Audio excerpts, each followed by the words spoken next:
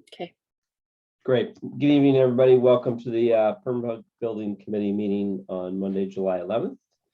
We have 3 main topics tonight, and we are in a virtual meeting. And actually, this should be the last virtual meeting because after tomorrow, I think it is the 15th, excuse me, we'll be going back to in person based on the state legislator and law. Maybe not, Stuart. Oh, really? I read an article. I was just telling some of the others. I read an article over the weekend that they introduced legislation to extend it till March of next year. Oh, well, that will be interesting. Okay, well, I have that as a topic at the end, just to sort of touch base on amongst a couple other topics. But tonight, so why don't we kick off the agenda with the first item and just do the approve the minutes from the previous meeting. And if I could get a motion to approve the last meeting minutes. So moved. Thank you, Richard. Do I hear a second? Second. Thank you, Erwin. Any questions? Hearing none, seeing none, coming to the vote, and we'll go through a roll call. Richard? Aye. George? Aye. Erwin? Aye. Lynn? Aye. And the chair is aye. Okay, great. We'll move into one of the main 3 topics. So I'll turn it over to you, Ken, for the Public Safety Complex and Fire Station 2 update. All right. Everyone see that all right? Yep, I can. Okay. Not much to talk about for an update. There's still no update on the shelving we're waiting for on the police department side. They can't even give us a ship date now. So we'll just continue to monitor that. The lobby VAV is scheduled to get installed next week.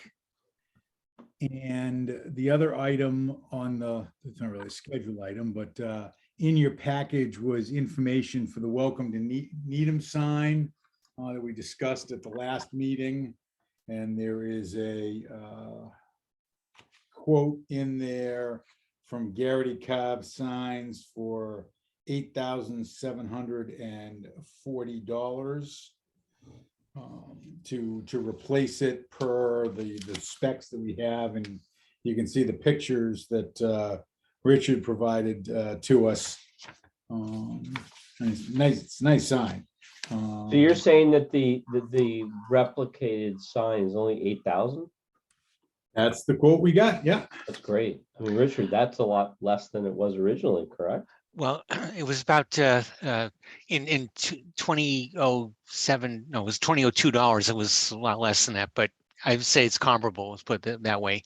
If you look at today's dollars, but I did want to note for you all that I was looking at the sign more closely, and there will be either some deletions of slats or perhaps a replacement of a slat or two with community organization changes. So for example, the NBA, Needham Business Association, no longer exists. I've notified the Exchange Club about this, and I think the plan is to reach out to like the Chamber of Commerce to see if they would want to have a slat in the place of the NBA. And I think the Lions Club, I don't believe exists anymore. I have to double check on that. But the bottom line is that there might be a couple of switch outs of slats, but or sign placards, but that's it. I had this item in the later part of our agenda, but since we're on it, I might as well bring it up. How do we go forward with this? If you've got a quote, Ken, and Hank, I think last time we talked that we were going to talk to DPW.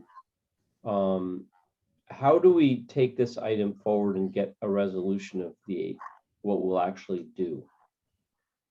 We'd get a PO. It's under $10,000, so we can use best business practices. Catherine can write up a PO, and if we're splitting it with DPW after the bill gets paid, just do a journal entry to reimburse the project for that half. Okay, I guess my first question is, before you even spend the money, is how do you get everybody in agreement? you know, Richard, you brought up the fact that there's a question, one slat may need to be different than another. Who takes that responsibility? Is that you, Ken? Is that you, Hank? I mean, do you need Richard's help? I mean, We definitely need Richard's help. Right. okay. Yeah, Richard, are you okay? I've notified the current president of the Exchange Club about this. So I'm going to get him the details of our conversation this evening, and he will reach out to the various organizations to see what if there are any updates or changes to slats other than the two I mentioned that I think are going to be swapped out. I think one thing we should do is just given that there's a couple stakeholders here in town groups, right? There should be some like a design sign off, right?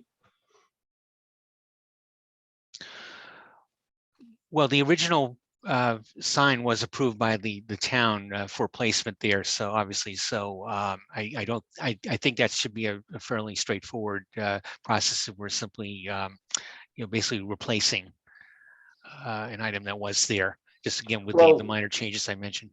Yeah, sorry to interrupt. Where I'm going is I think there's a couple steps. One is getting a design that, even though we could replicate what was there before, every single inch accordingly, but it sounds like there's probably some differences today than there was back then.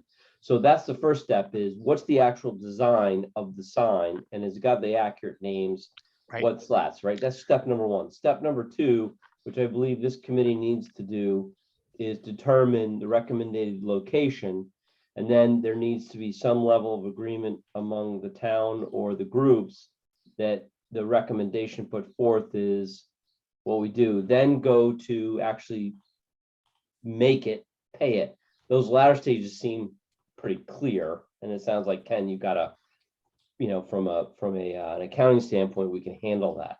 But I'm more concerned, Richard, and to the rest of the committee, is that we don't just replace it. We just make sure everybody is in agreement and then can go forward. So I guess that's the question I have. Is that something you do, Richard? Is that something that somebody has to bring to the committee and say, here's what it is, and the committee needs to, just rubber stamp it or go through a discussion?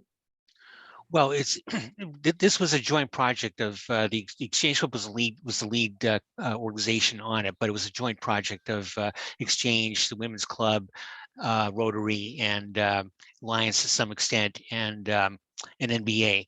So the cast of characters has changed slightly, but the bottom line is that the Exchange Club, I think, would be certainly in a position to reach out to those organizations and confirm that the design as is of their particular sign works, or if they want to make changes, they can communicate those to the Exchange Club, but then I would communicate them to you, and then we'll go from there. So I think the first step really is for the Exchange Club to kind of lay the groundwork and talk to its sister organizations and get sign off on everyone. And you're willing to take that lead, Richard? Well, I can reach out. Yeah, I'll reach out to the president of the Exchange Club and get the ball rolling on that. Okay. All right. Thanks. Hank, you had a comment? Yeah, if we're going to propose an alternate location in town, I think that needs to be both reviewed and accepted by others, and probably would need to go back to the design review board because it's a new sign and it's of a certain size. Whereas if we're replacing in kind in a current location, I'd have to talk to the chair. I don't think it would require an approval. Can you take that action just to talk to the planning or whoever? I don't know how the rest of the committee feels. I'm going to suggest that we wait until the Exchange Club and everybody agrees on what sort of needs to be there. I would think it would stay the same dimensions, and the sign would be 99% the same. It's just maybe a slightly different name on one or the other, but design and look and feel be the same. I think we should probably end up putting the sign on the edge of the property closest to town, so away from 95 or 128. But I think we as a committee need to discuss that. We can either discuss it later on today or in the agenda, or I would recommend that we wait until the Exchange Club comes back through Richard and then have the discussion. Is there any objection from the committee in terms of tabling the sign location discussion until we get back with the pieces? No. Just one question that might relate to the questions that Richard can ask. And that is the current location before it was taken down was on the Fire Station 2 property between there and the next property, which is the apartment complex. Is that correct? Yeah, it was very close to where that Oh. new tree was planted, George. Okay, The new tree that is next to the upper parking lot there. It was in that Right. general vicinity. who owns that apartment complex next to the fire station? I think I don't know who the ownership name is, but I think Wellington Management is the management company. It used to be an equity property, but not any longer. They sold it.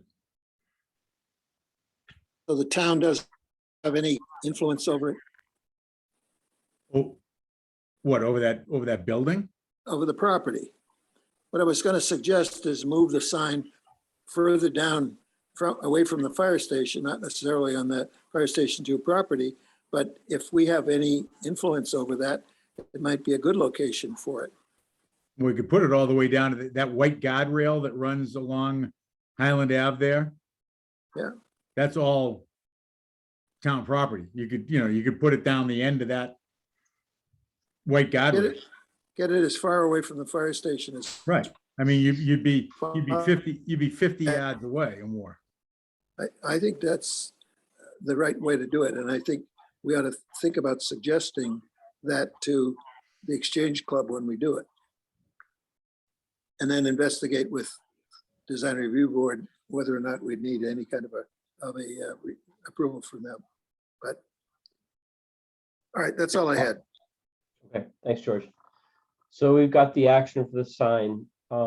So Richard, you're gonna work on design and all those particulars. Hank, you're gonna sort of lob a ball into planning board, just ask questions of what we have to contend with, if anything. And then as a committee, I suggest either the next time or whenever Richard can come back with the feedback from the Exchange Club, then I think, George, I agree with you, George. I'd rather see it at the guardrail or past it.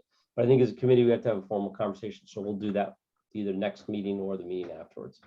Given the fact that we're in midsummer, I would say that it's probably going to spill over into late summer, early fall before we get everything finalized, I would guess, because it's going to be hard to track people down at this point. So we'll wait for your word and then Hank's word to come back. Right.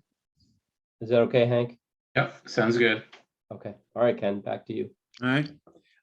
No changes in the ACL, except we actually now have a number for the insurance and bond reconciliation. We've been pretty much carrying that as zero all along, but they're able to work out some numbers now that we're closing out the end of the job.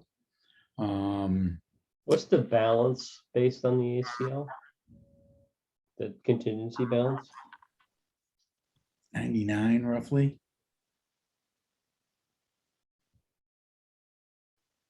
Yep, I guess the budget didn't make it into the. Must not have gotten copied. Hang on a sec, Stuart. Bear with me.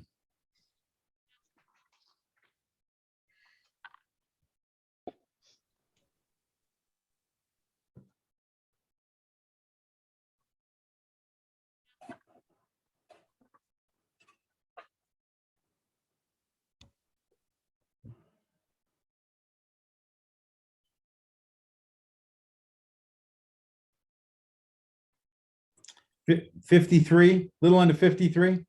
And that includes the 8,000 from the sign. I don't think I put the sign in there because I just got that number on Friday. So we're talking basically That's not in 40 there. something, Yeah. 45. And if we're splitting it with DPW, it'd only be, 4,300 off of that number. Okay. Okay. All right, back to.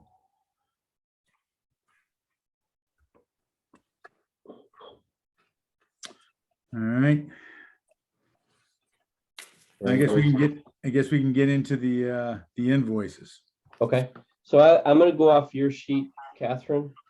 Okay, So Ken, I've got the first, so moving to the voting items for public safety and fire station 2, we've got the first invoice, which is consigli Rec 42 through June 2022 for $105,562.89 coming out of the general contracting budget. I put that forth for approval. Do I hear a second? Second, Thank you. Any questions? Hearing none, coming to the vote. Richard, aye. George?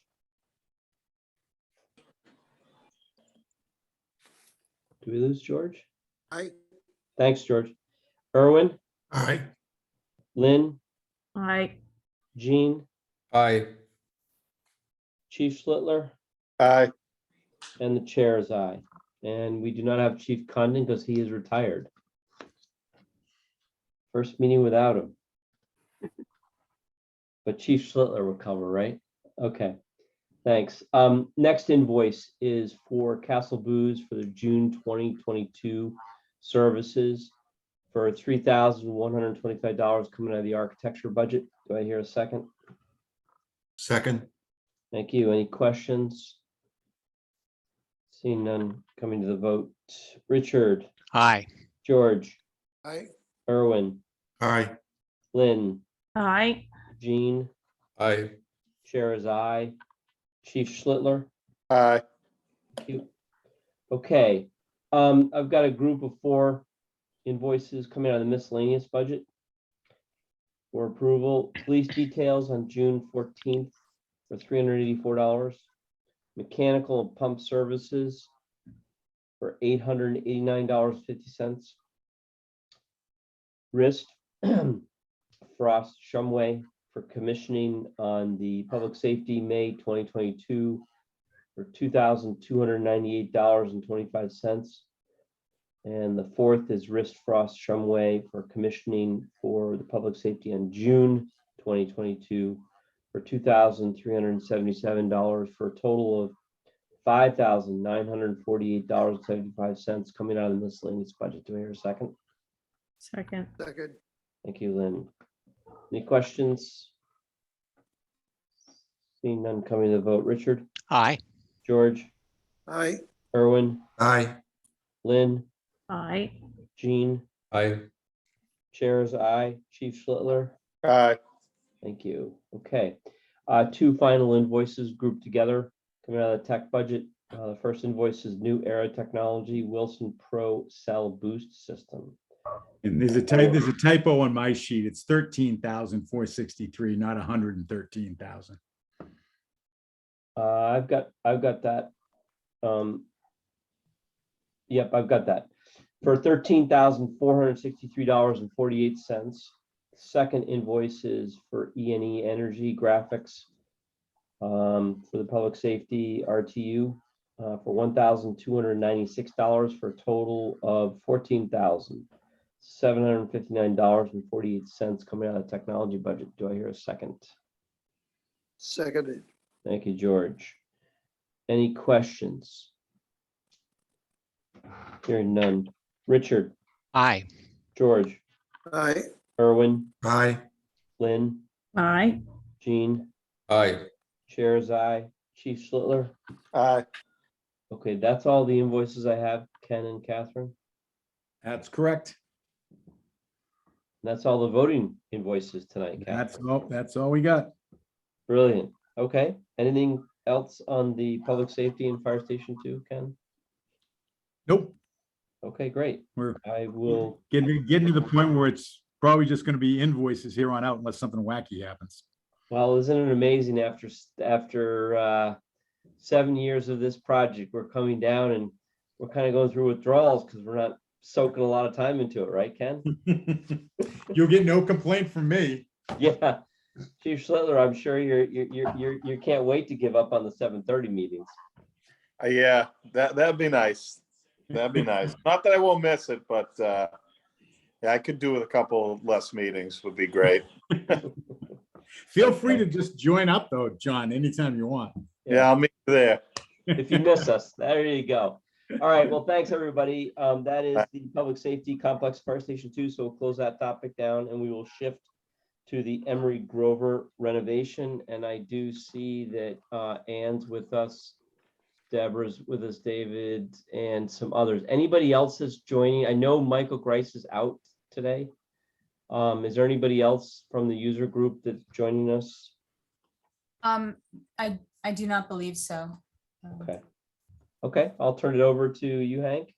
Yep. Okay. And so there are several documents that we sent to the committee on Friday.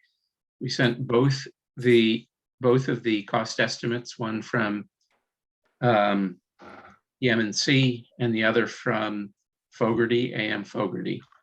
And then there is a summary document assembled by Hill International. And I might have Dave Billings walk us through that. The other documents that we distributed include one overall budget that compared it to feasibility DD and now the 60% CD with a 20% contingency at tacked on at the end. And the other version showed a 17% contingency tacked on top of the other project costs. So David, I don't know if it's helpful if I share my screen to show that summary. Would that be you? Hopefully it'll. You showing our summary? I'm showing your summary, yes.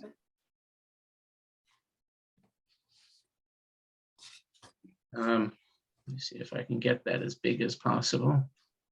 I know, it's hard to read. Tough to read. Yeah. Everybody has a copy. Yeah, one thing I did with this one was I actually added a column and compared the difference between PM&C and AMF, which I thought was, and maybe you're going to do this, David, but just picking out where the areas the major differences were. Yep. Yeah, well, I don't have that column, but yes, I can review it. I mean, generally, we're taking the construction documents and breaking them down into the various divisions from existing conditions all the way through utilities and mechanical, electrical, plumbing, which is a standard way of analyzing the cost. We have it from the first column is from the feasibility study back in 2021. Then we did a design development estimate. And what we have is kind of the reconciled average. Again, we had PM&C and AM Fogarty do the estimates and reviewed it. And at that point, we came to a trade cost of 10.7 million and then a markup value of 14.7. And we took the documents at 60% CDs.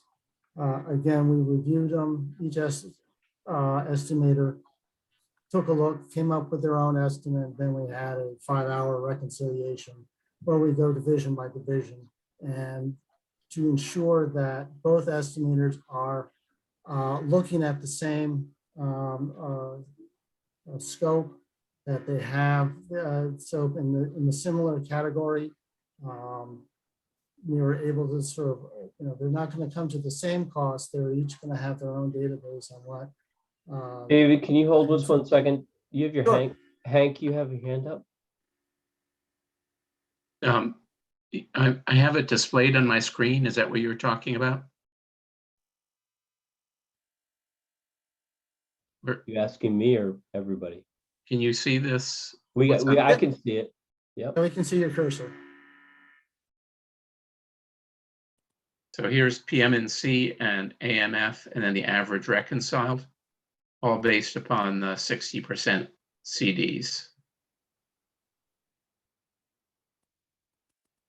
Okay, go ahead, David. Okay. Starting with the existing conditions, which is really the demolition of the project, including site, utilities, then the building. It's very detailed. We're looking at the historic restoration. So there's a lot of very fine demolition work, or partial demolition that needs to go on. That's why, we're looking at fairly substantial cost of $32 a square foot. Both AMC and PMC were pretty close in this. They're about $30,000 off, which is sort of within the range.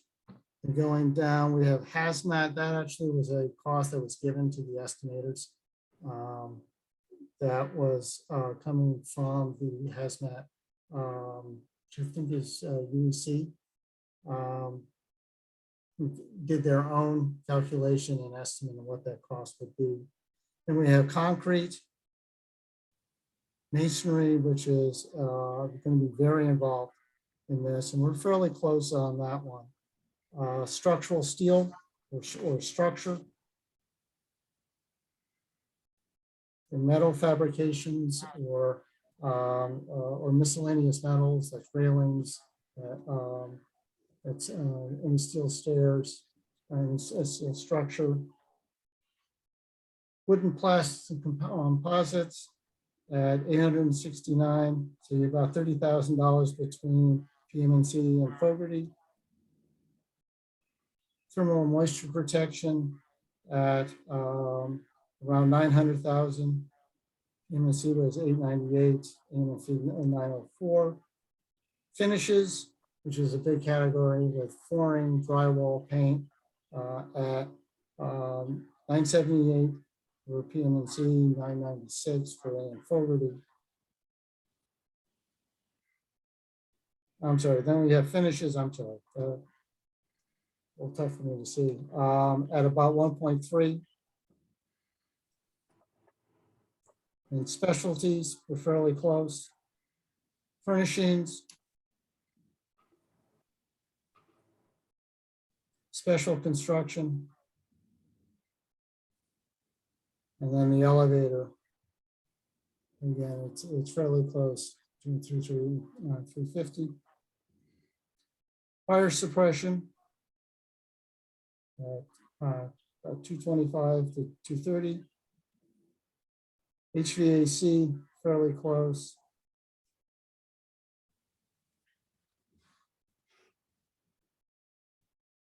We have electrical. Seem to be a fairly substantial gap between PMC and AM Fogarty on this one. Yeah, I have a question on that, is because I saw there was a huge 247,000 difference in electrical, but then Fogarty carried communications at 445 and PMC carried 0 for communications. So do you just put those both together? Yes. Yeah, PMC just carries it all within electrical. It will be the communications and security are all part of the electrical file subbid. And Fogarty splits it out because it will be what they call paragraph E, or a special contractor that does it, but it will be under the electrical file subbid. So that's the biggest scope of work. gap or biggest difference. Yeah, if you look at them just across, but yeah, in conversations, there's Fogarty thinks that's electrical prices have come up substantially. And there's a bit of a difference between the two estimators on what that is, because it is a very volatile market. Okay. And we have earthwork, which is fairly close. Exterior improvements, utilities. So we have trade costs between 12.1 million and 12.4 million. I'm not sure why, I guess hazmat was put down below again. That's that 140.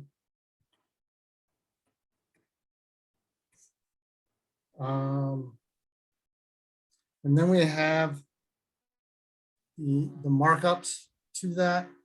We're assuming 16-month construction schedule. And estimating that's about $110,000 a month for general conditions, which is the contractor's staffing of the project. And we are looking at 3.5% for general requirements, which is all the miscellaneous labor, materials for the contractor to execute the work. You know, safety ladders, railings. And we have a 4% overhead profit. And this is where contractors will be most aggressive when they're actually bidding it. But I think in this market, and we agree with the estimate of the 4% is a reasonable estimate for what we'll see from bidders as far as overhead and profit. And insurance, which is insurance and bonds. And we're looking at a design and pricing sort of design contingency. It was at design development 5%. We're looking at the drawings that it's about 3%. This is to cover scope of work that is not currently shown on the drawings. That is part of the design, will be there when the drawings are complete, but is not currently there. I think at this point, 3% is probably a reasonable percentage. And then we have escalation to bid. Now we're looking to bid the project this fall so that we have bids in hand for your November town meeting. We are looking at a very volatile marketplace. This was, at DD, we thought 2.7%. We're always going to the same bid date.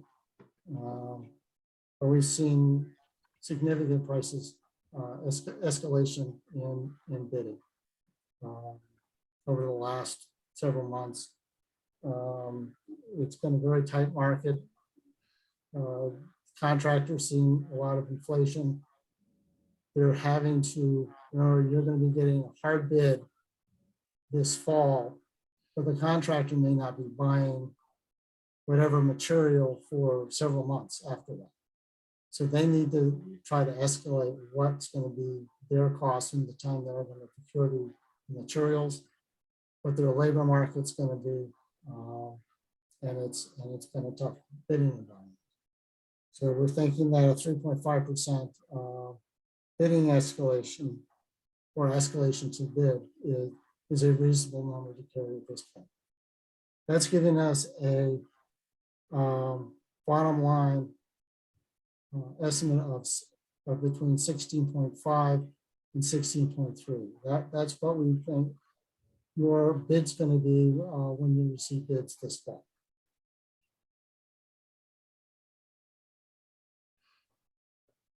Hank, you still have your hand up. Is something you want to jump on or? No, I'm sorry. Let's Okay, see. okay. I'll stop unless I can- anyone has a, I kind of went through this quickly. Is there any questions? Yeah, just if folks can just put their hand up or if you have questions. I know there's a lot of data here. I mean, from my standpoint, it looked like the electric was the big, there's little differences, but the electric was the big question that I had. But you answered that.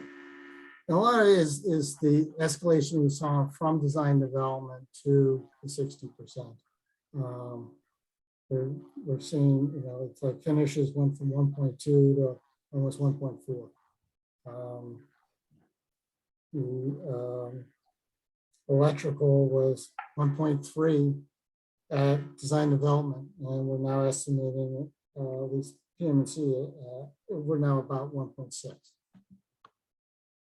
So if you look sort of from where we were at earlier this spring to where we are now, we've seen that inflation.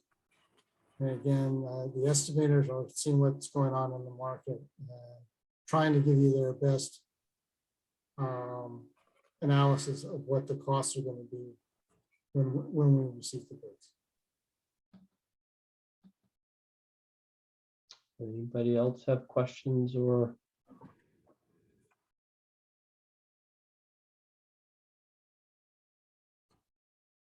I don't see any more questions, David. Okay.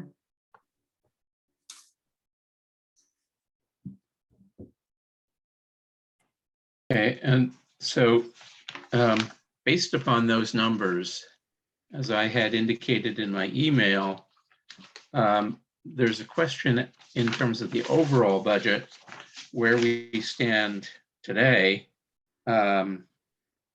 As you may recall, there was funding previously appropriated. There's a total of $20,875,000 that has already been approved.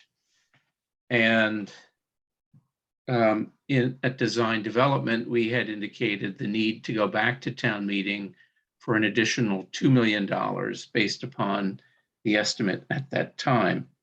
At that time, we were looking at a total cost of $22,875,000. Now, if we are tacking on a contingency, continue to tack on the contingency of 20%, that would bring the grand total to $25,330,000, and would therefore require an additional $4.4 million in terms of appropriation.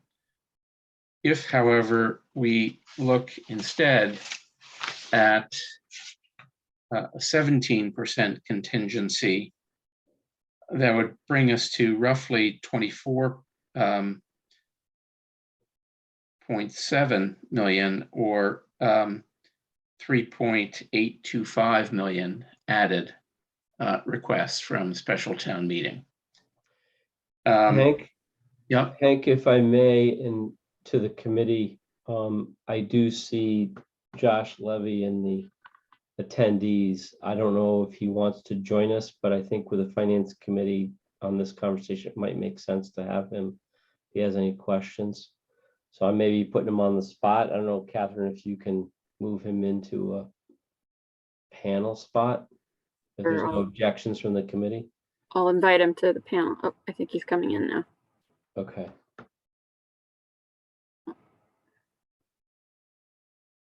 Josh, we moved you over to here in case you had questions. I don't know if you want to be, but I figured it'd be better with finance committee if you wanted to join in. Thanks, Stuart. I'm just learning of these numbers for the first time, so this is mostly a hearing session for me. Okay, all right, great, thanks. All right, go ahead. George, you got a question? I'm sorry, before George, Hank, I cut you off. Do you want to finish up what you were doing, Hank? In the other sheets that I distributed, I can try to bring them up on the screen if necessary, but they are pretty large and we would have to walk through them. I would note, however, that we have updated some numbers in terms of both the FF&E and the technology. And so there are some increases in those categories before we got to the subtotal of the soft costs, and those plus other designer additional services, the soft costs have increased by about 180,000 from where we were at the DD estimate.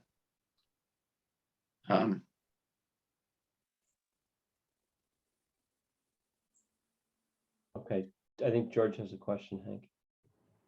Well, more of a comment than anything else. So the real question one should ask with all these numbers and these two estimates from very reputable firms is, where do we go from here?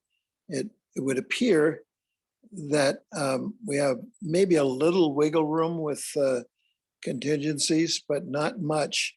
And I would be very reluctant to decrease the contingencies amount in this kind of a climate.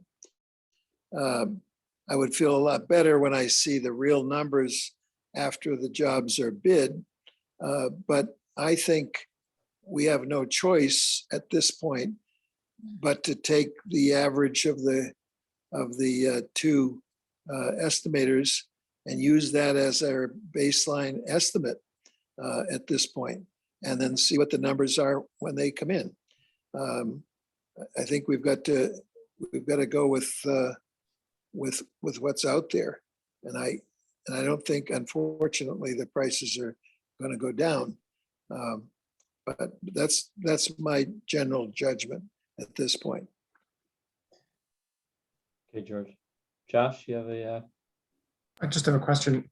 Are these estimates of what the bids would be if they were received today, or are they estimates of what we will expect to receive in the fall when bids come in? What we expect in the fall. This is what the estimators feel now when we receive bids this fall, what they're going to come in. So there's no risk that, well, I guess, are you able to We've quantify the included risk that they would be escalation, higher? Josh. Okay, We've we've included included escalation in these bids. thank you. And the escalation rate has been really quite wild recently, from what we understand. With particularly in the electrical, AM Fogarty was saying that some of their high bids were coming in double what their initial estimates were. And I don't know if that's unique to that trade, but it hopefully we will get sufficient competition on this that we'll get more reasonable pricing. Lynn, you have a question?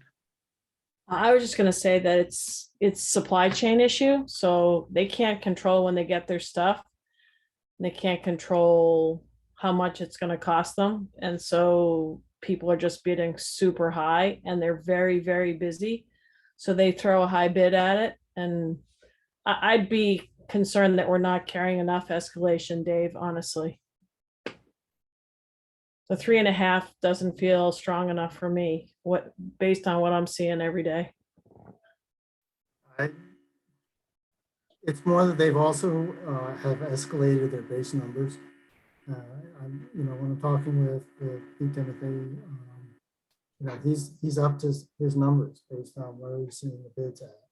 So he's trying not to overplay it. Yeah, he's We're trying always a not to little bit panic. behind the market, but I'm concerned too. I mean, that's why I think you'll know when bids come in. But right now, this is our best estimate of where we think we'll be in the fall. That's essentially what I made my comments on. I don't think we can second guess these bids and these estimates, but hang in there with them and see what happens in reality. And I wouldn't be comfortable reducing any of this. Ken, you have your hand up? Yeah, just to follow up on a comment that Lynn made, and I was going to get into this when we talk about the Hillside schedule, but their electrical panels, they ordered them back the end of May, and were told that delivery was going to be the middle of August. Last week, they were told delivery was going to be the middle of November. So in the span of less than 2 months, the delivery date got pushed out 3 months. So that just kind of exacerbates some of these supply chain issues. Ann? I just have a big picture question and a small detail-oriented question. On the schedule, I think, Ken, you were thinking along my same lines as I was, which is, are we concerned that these numbers don't affect or that the schedule will get bumped out because of the supply chain issues, and that the budget will be too low for that reason as well, not just for inflation, but also for delays? Or do we think that the 3.5 encompasses both of those situations?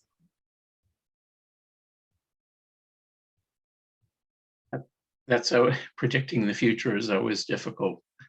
In terms of the time frame, as you're aware, if we have bids in hand prior to special town meeting and get additional funding and are able to award the contract in November, contractor has 2 months to initiate all of the submittal review and ordering of materials.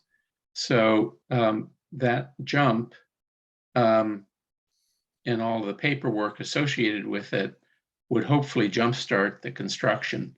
Also, step number 1 would be the demolition within the building.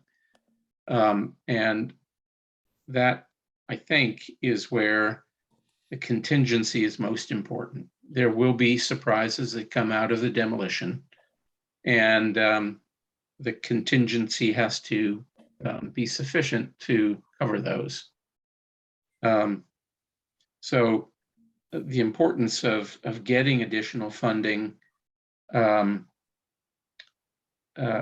town meeting, and I believe as we were looking at the design development costs, Finance Committee and School Committee and Select Board all agreed that we would wait until we had bids in hand to better understand what the actual costs would be.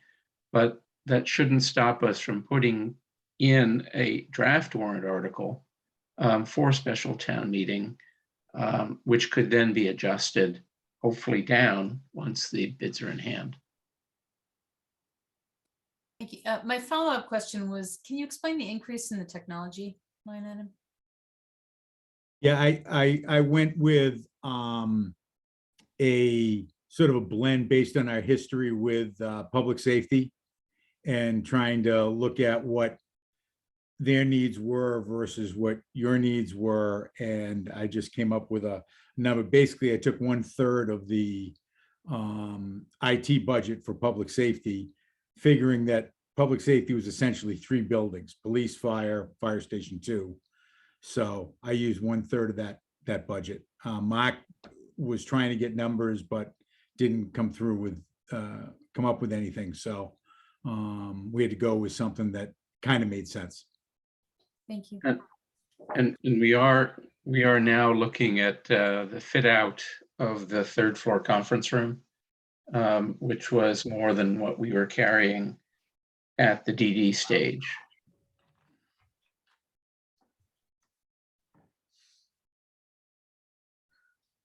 Okay, any more questions on? I see your hand up, George and Ann, but I think that's because you guys already asked your questions. I did have one more that I. Okay, came go up ahead, with, George. and that's related to what do we do with these numbers? And I think Hank is right. I think what we need to do is put these in as a placeholder in the warrant and not reduce them at all, and then see what the hard numbers are when they come in. Josh? But other than that, what else do you do with them at this point? Josh? I was just going to ask, have there been any changes in scope to the project since the DD phase that would contribute to the change in costs? I think it's a refinement on the drawings that at DD, the structural was design development stage. And as they are getting into the details and the calculations, particularly all the interconnections, things like that, that is influencing the cost, certainly of the concrete line. Structural steel pricing has also gone up in terms of cost per ton. And then masonry. The investigations that occurred directly on the building have all now been documented in the 60% CD. So there's quite a bit of repointing and in some cases rebuilding that's going on that was not shown in the DD drawings. So in terms of scope, Hank, in terms of scope, the scope in the building is essentially in the details that you mentioned. It's not in terms of adding space or adding anything to the design. That's correct, George. And in fact, the architect has been, what I would say, fairly frugal on the interior finishes, particularly with an eye to cost savings. And Deborah, you and I have had that discussion several times and decided that putting wood trim around the windows was not appropriate in this case. And so it's just finishing out of with chipboard returns the same way the PSAP building, for instance, is detailed. So there's not a lot of fluff on the inside, I'll put it that way. Okay. All right, Hank, are we good with that portion of the? I think we are, unless there are any other questions.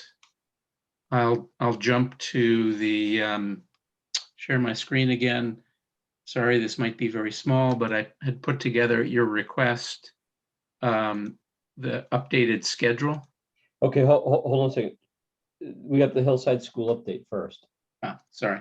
Yeah, we're just done with the Emery Grover update. Now Ken's or Hank, we got to cover the Hillside School update. Yeah, There's no project invoices. No. All right. Nothing You want to for bring up on Hillside? Yeah, they started in earnest last week. The electrician had done some, I'll just call it pre-start work prior to last week, but they started in earnest. The electrician's got pretty much all of his rough in done except for what will be going into the new walls they have to build. The sprinkler guys have been going great guns. A couple of hiccups that we had to bring in BH&A to take a look at, but I think we solved the problems. As I had mentioned before, the panels, the main electric panels, not main panels, but the sub panels, what they call an MPs. Those are the things that jumped out until November. Good news is it can be tacked on at the end. It's not something that you need to build on, so to speak. So they get all their rough in, they can pull all their wires, and they'll just be pulling to an empty box until the guts of the panels arrive, which will be the middle of November. So basically what it did is it bumped them out about a week from the schedule they first gave me, which is still 2 to 3 weeks ahead of their contract date, which is about 2 to 3 weeks ahead of the date we want to move the school admin folks over Christmas vacation. There are some inconsistencies in the schedule I received today from JJ Cardosi, but we've got a project meeting with the contractor on Wednesday. So I will get those ironed out. But the good news is the delay didn't cost us the 3 months that the panel deliveries got pushed out.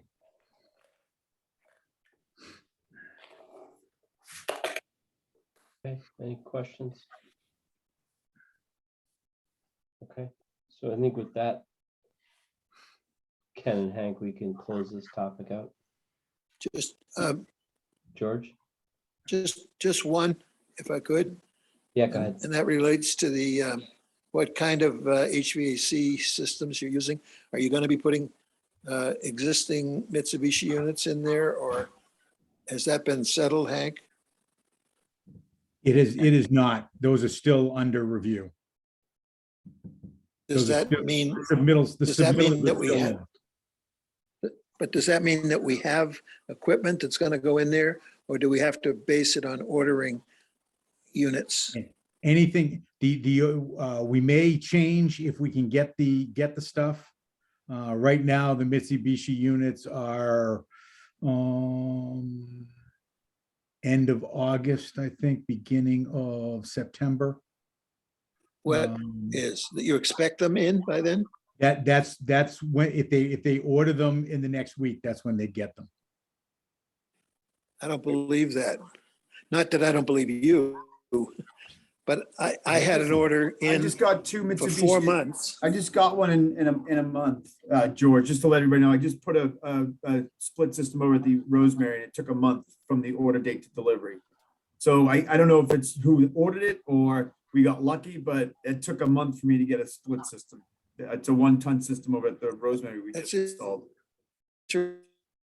Told by a Mitsubishi representative in the last week that everything was delayed 2 additional months. So I have to follow that up. You ordered something a month ago and got it already. We just finished installing it. Who's your,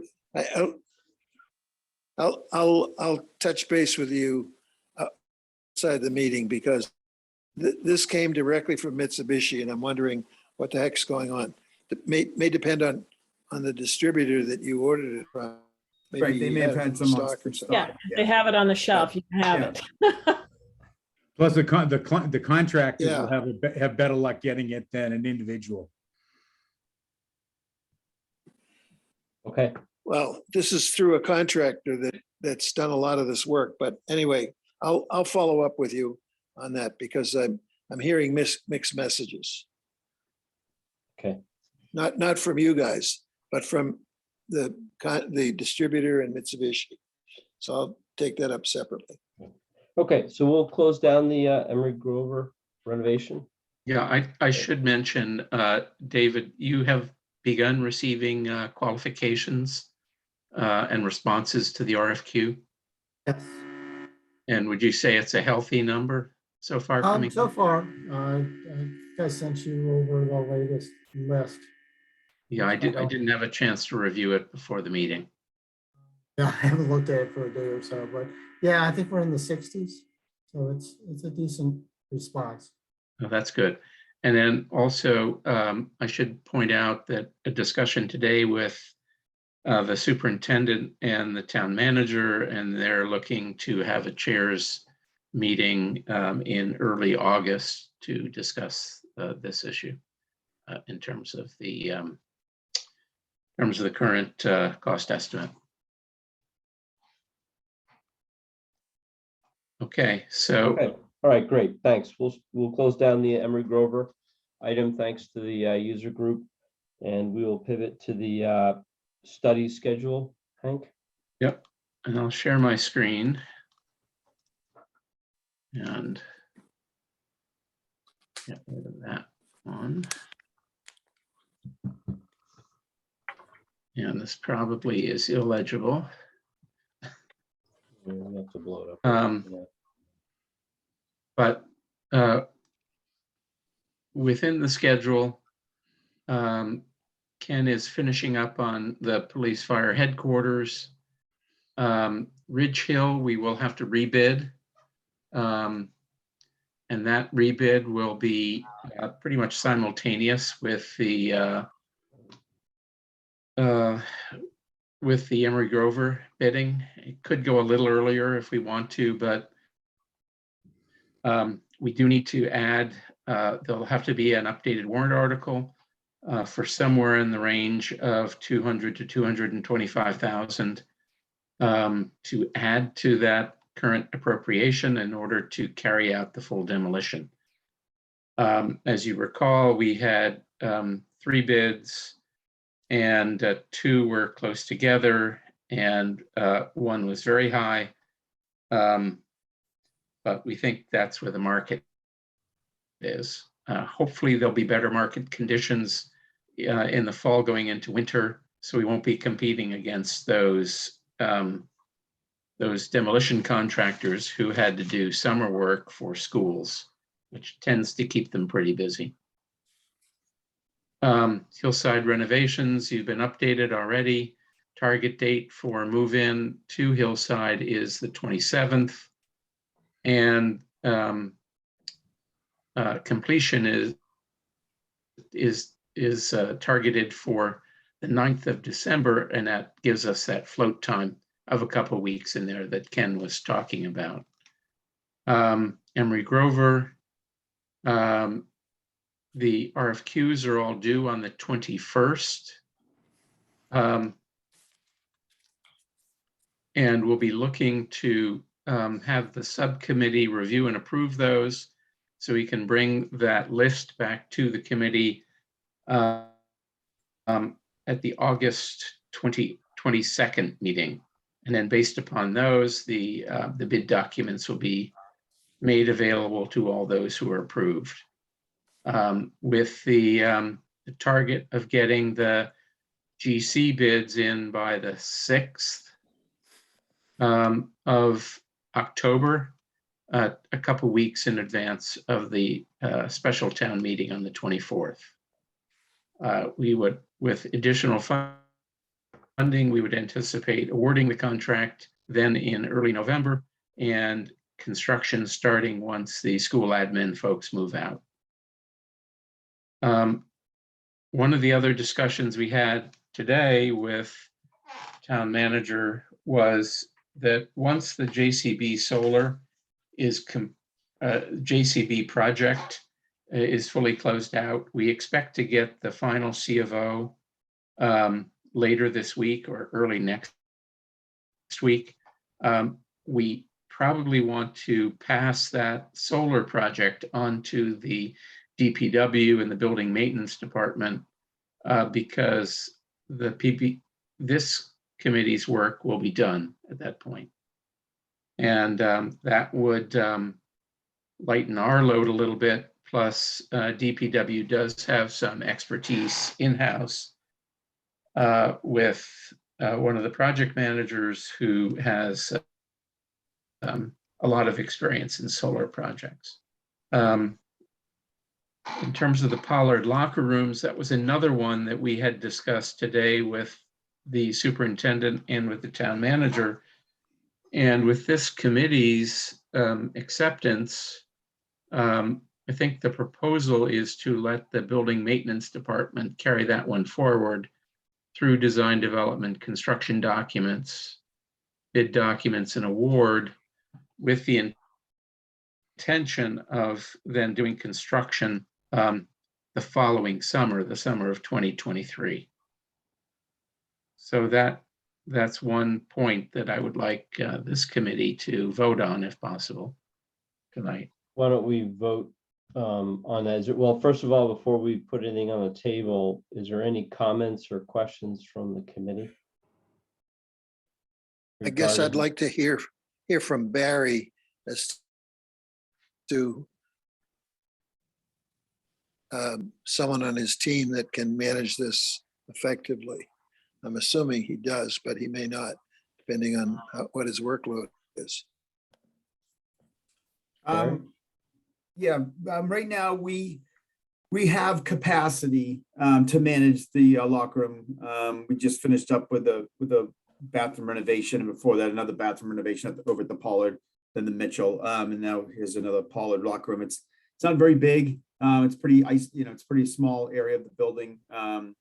So I've talked to Shannon myself, and we're also going to be hiring another project manager who, if we need, can support the physical construction once it starts in the summer of next year. So right now we're just going through a design with Dorn Whittier, who we're all familiar with, and I'm going through that right now, and Shannon's helping me with that. But we have the bandwidth to pull this off.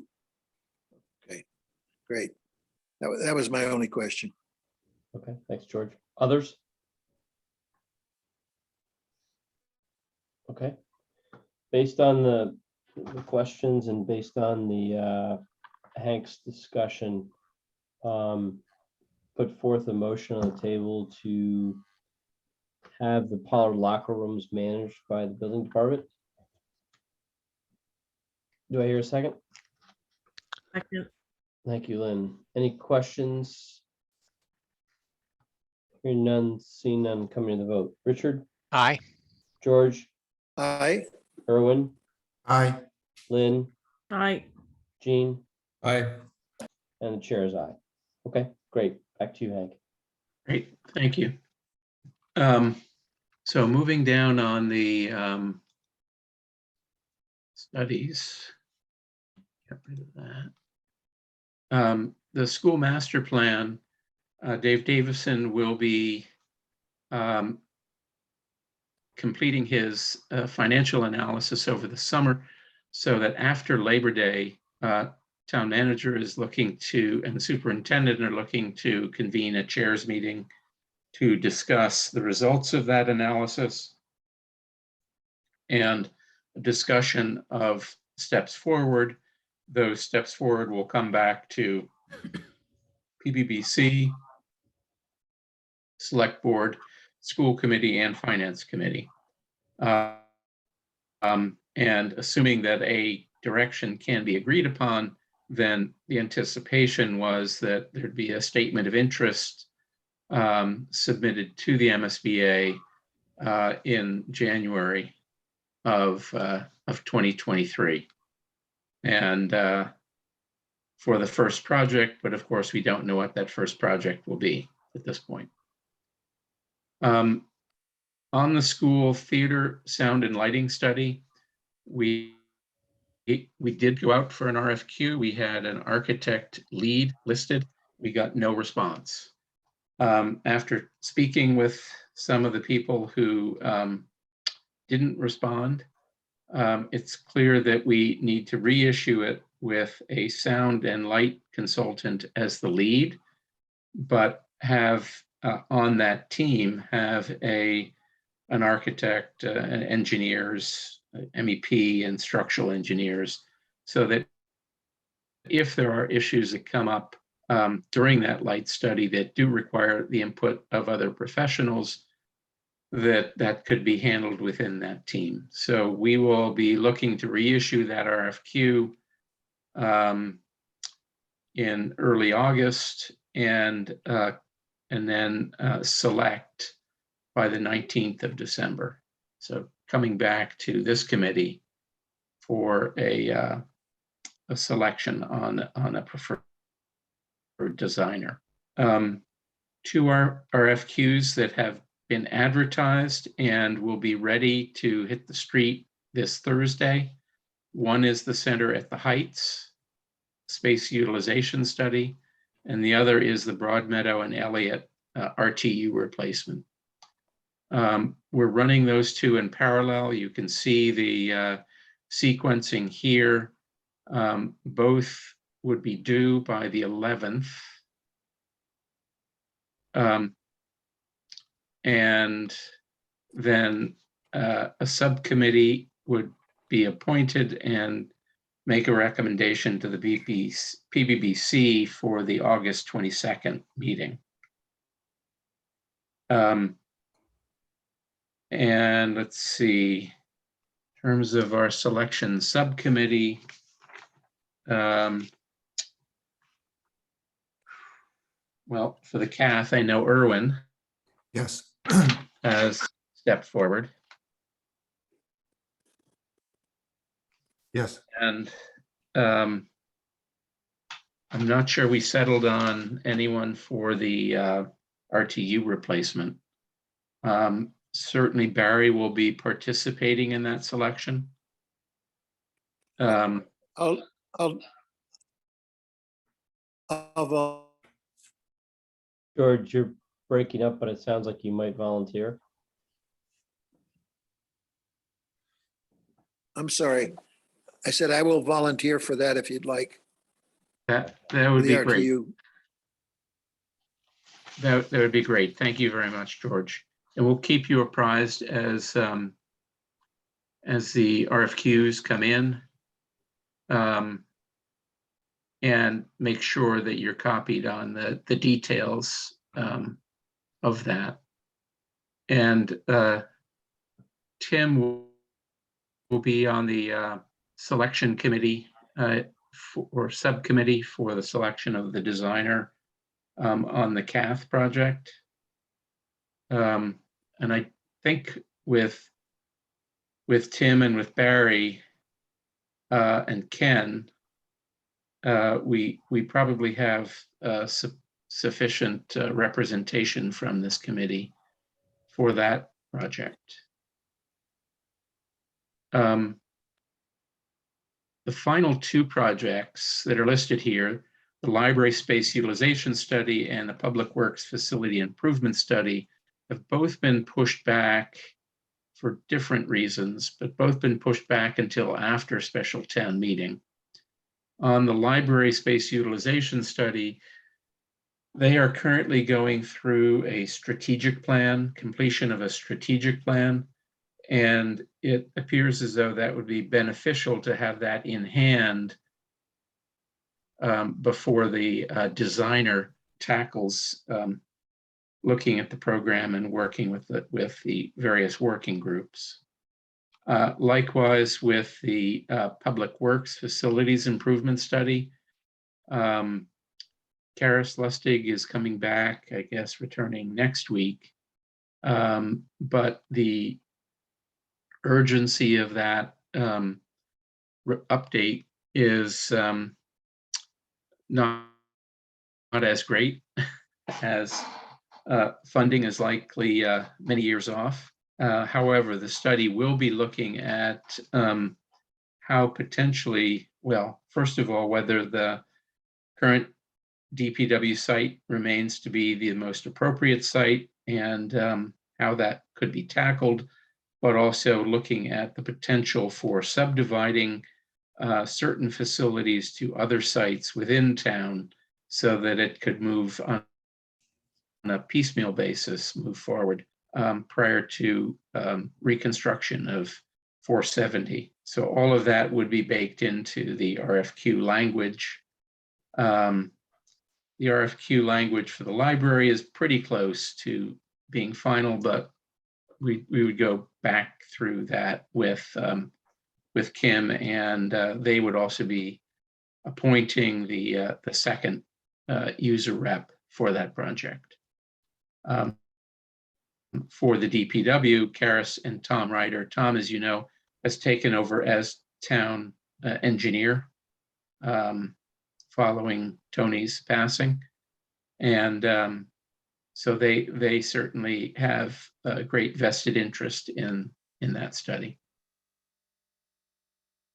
Any questions on any of these studies? Richard? Thanks, Mr. Chair. Yeah, actually, Ken, maybe you could,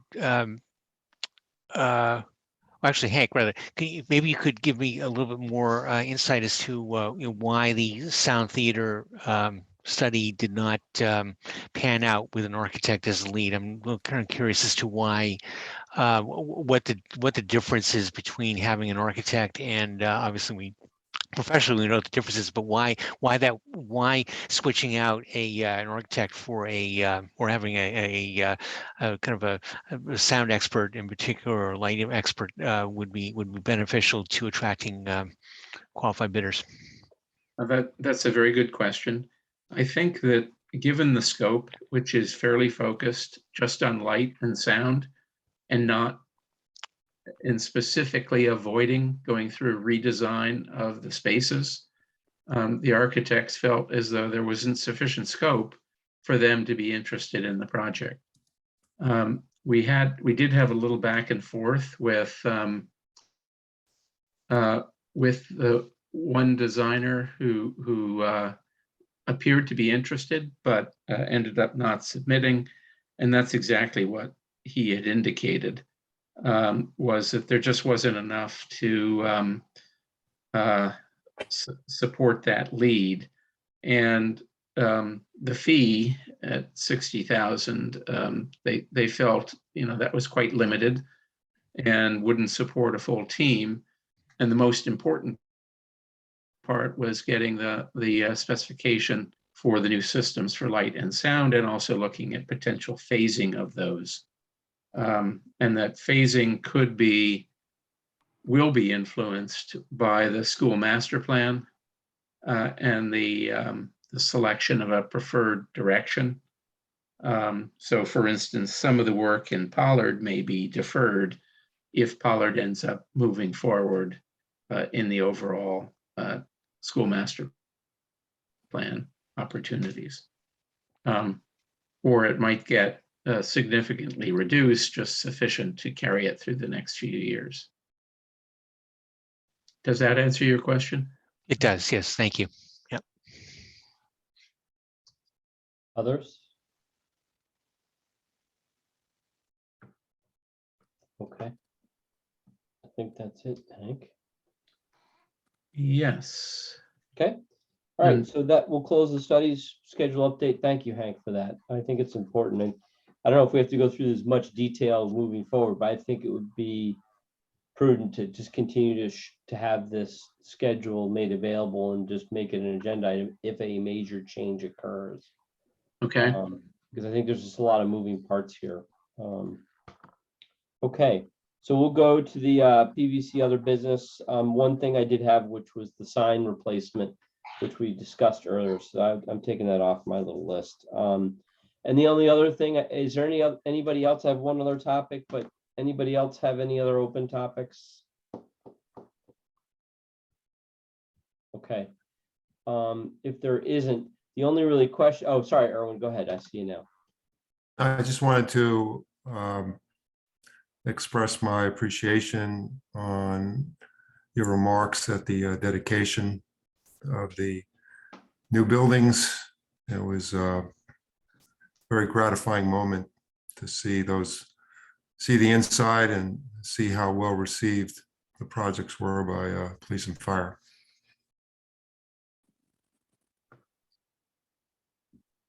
Great, thanks. That was fun. It was fun to see that. And 7 years in the making, folks. Got to be proud from this committee standpoint. That's for sure. And Ken, all the hard work you've done. I know Mike's not here, and Hank certainly, and I do apologize in front of the committee. I should have made more commentary around Hank and Catherine in the remarks. So for all the hard work that you guys have done, deservedly so, deserve a lot of appreciation for that. If people haven't gone to the buildings, you should. I mean, they're pretty impressive with them finished. But Hank? I should also recognize Tim McDonald, who I think is joining us for the first time. Tim? Who is the Director of Health and therefore the lead on the CAF study. So Tim, you've gotten a sense of what a PBBC meeting is all about. And we look forward to your continued involvement as we move forward on that project.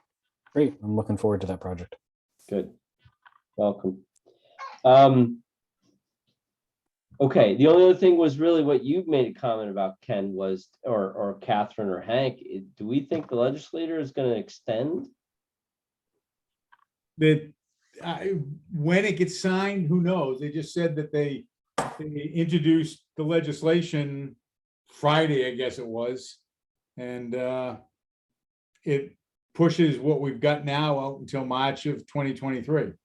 I guess someone just needs to keep an eye on it and see what happens. Okay. Yeah, I'm sure the town people will let us know. Teddy Eaton keeps us informed, the town clerk. Okay, so at this stage, do we assume we're in person next time, or do we wait till communication amongst us? Well, right now, I think we should assume that it's in person. We do have the library set up. Okay, so the library on The 25th. 25th? Yep. Okay, Yeah. so I would ask the committee, and we probably should let the user groups know too, Catherine, is that for the 25th, the assumption is we'll be in person at the library. And if there's a change or an ability to do something differently, we'll communicate out. Okay. Hank? Yeah, I should note that I will be on vacation that week and would not be able to attend in person, but could Zoom in remotely if needed. And otherwise, Ken and Catherine will lead us through the process. And I'm not sure we'll have too many projects to discuss at that time. Do we think we have enough for an agenda and we can deal with this? I was gonna say, Hank and I can talk like before he goes this week. So he and I can talk before he leaves on vacation, and we can kind of scope out whether we think, I mean, outside of a few odd invoices, there wouldn't be anything for police fire. And you know, there might be some invoices that now come in for the Emery Grover, but we always say it's the end of the month anyway, so don't plan on really dealing with those until the first meeting in August, because we expect the invoices for the end of the month. So at this stage, right now, we'll plan for July 25th at the library, 7:30. Stay tuned for any change. I won't be there either, Stuart. Okay. In fact, you might want to survey the people that are on this call and see if any of those will also be missing from that meeting. Okay, per George's comment, rest of the committee, is there anybody else in the committee that is in question for July 25th? Doesn't sound like it. Okay, Probably have all right, so more. I think let's just, for the interest of time, let's assume we're assuming July 25th is on in the library at 7:30 until we sort through agenda items and any other logistical questions. We'll communicate out to the committee and the user group. Okay. I'd like to thank David and Doug from Hill for their assistance in getting all these cost estimates together and your due diligence with all of the submittals that are coming in now. Thank you. Thank Okay. you. With that, Hank, I would call to a close tonight's meeting. All right. Yep. Have a great week, everybody. And we'll be in touch. A good one. Thank you. Everyone. Yeah. Right. And Catherine, Yes. yeah, I can probably stop by